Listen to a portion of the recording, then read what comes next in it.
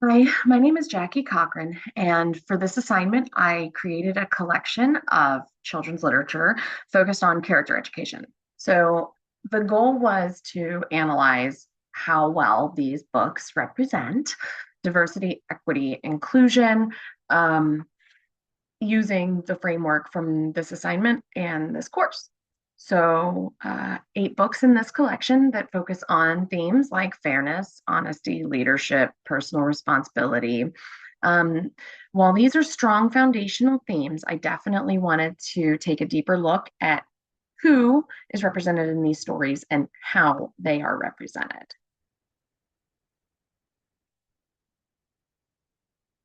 So, I am a special education major with a focus in middle school education. My goal is to teach grades 6th, 7th, and 8th special education, either a complex needs classroom or an emotional behavioral deficit classroom. And so, with that, character education is incredibly important. It is something that these children do not often have any background in character. So that can be respectfulness, responsibility, fairness, perseverance, cooperation, all kinds of things, which you can see on that cute little graphic I have there. But one way we would do this is to create an inclusionary environment, which means that everyone is represented fairly. So, in order to visualize oneself in the literature and learn the lessons, you have to be represented. And the goal is to promote good citizenship both in school and outside in the real world. So, this is my list of books that I've chosen. I start out with 3 books that are written by the same author. They are Being a Leader, Being Fair, and Being Honest. I have a collection from an author named Stephanie Turnbull. So I chose Spring and Winter because those are the ones that we have out for these lovely seasons. What Happens to Our Trash? That was kind of a holdover from Earth Day, and it's one of my favorites.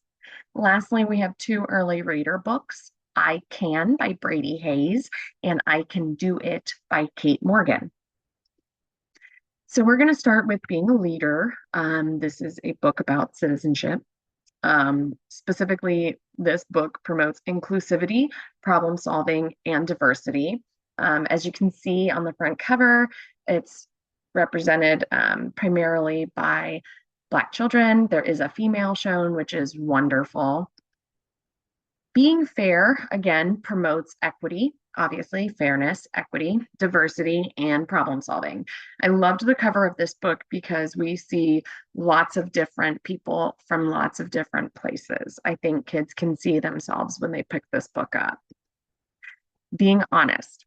This is the book that started the collection. So I currently work in a complex needs classroom. I have children on walkers and some children that are in rolly chairs. They can walk, but not well. When I saw this book, I actually picked it up and read it to my classroom. Uh, Honesty can be an issue with middle schoolers, period, but it can also be a little issue with kiddos who have developmental disabilities because they haven't necessarily been taught.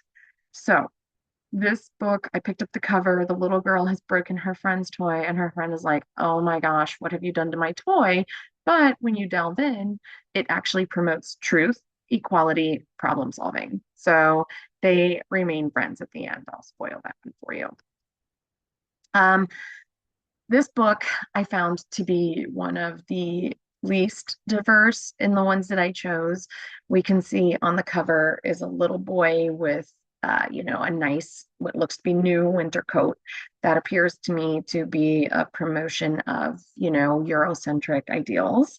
And someone with a high socioeconomic level uh, doesn't really represent the majority. So we then have this one, and I originally chose this book to start, the Stephanie Turnbull collection. I liked it because it had a little girl on the cover. And inside this book, there is a representation of some spring festivals, spring holidays that are representative of other cultures, but it was very minimal. So overall, even though it showed diversity, I did not find it to be an equitable book. What happens to our trash? This one definitely promotes inclusion, it promotes equity, and it promotes problem solving. This one also deals with real world situations when it comes to our environment. I can. This one featured some inclusion. We can see this little boy who is a young man who doesn't look particularly fancy, nothing new, just sitting here reading. There were some representations of Black children in here, but really, other than that, there were no disabilities included at all. I can do it. I chose this book because this little girl has the best smile on her face. She looks like she's having a blast. She looks like she's just gotten a new bike and she's heading off to school. Um, it is diverse and it is inclusive of other cultures and different sexes, but it definitely did not have a lot of those representations. It could have been much better. So, after analyzing my collection, I definitely did see a pattern. Unfortunately, it was that, they focus on character traits such as fairness, the honesty, the leadership. Those were all focused on very strongly.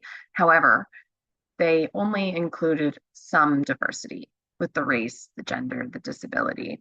It was not enough. Most of these main characters are white or reflect Eurocentric features. There is some inclusion of people of color, females, and individuals with disabilities. It's definitely not consistent. These books do avoid harmful stereotypes. They do not portray people of color, women, or other groups in a negative or exaggerated way. And I find that to be a strength in them.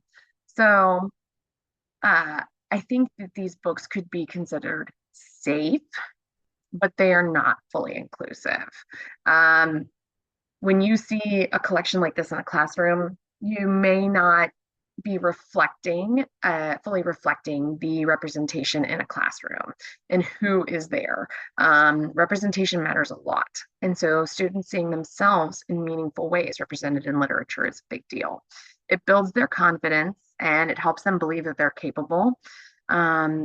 So let's go to with the self-efficacy. Seeing yourself in the books definitely builds your confidence and motivation, your belief in your ability to succeed. It validates your identity. Um, these books have those characteristics, but not enough. The one book that I mentioned, What Happens to Our Trash, it does represent a positive and inclusive message a little better by focusing on shared responsibility, which is taking care of the environment. And it shows those people working together in a real world problem.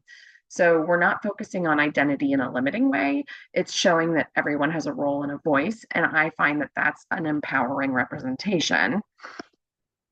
Now, with stereotypes, I did find that this collection was good about avoiding negative stereotypes. It definitely did not portray our characters as victims or inferior. It did lack depth with the diversity and authentic representation. I think if this library were used into different classrooms, the impact would look very different. I think in a classroom that values multicultural education, this collection would likely have to be expanded with more diverse books, more representative books. I think students could connect character traits like fairness and leadership to real world cultural experiences in that classroom. However, in a classroom that does not prioritize diversity, I think this collection might be the only resource that you would see. And while students would definitely learn how to have positive behaviors and some responsibility, it would develop a very limited understanding of the world and the people in it, which is exactly what this class was trying to show us how to improve. So, with that said, we are going to be celebrating diversity for an inclusive learning environment in my classroom. Thank you so much for the opportunity. I think that the books that I've chosen definitely teach important character traits. They avoid the harmful stereotypes, and that's a strong foundation. However, there's no authentic representation of diverse identities. And as educators, it's important to move beyond like the safe books and move toward books that truly reflect the world that students live in. And the goal is, like I said, to teach belonging. So I appreciate your time and I hope that you have enjoyed my presentation.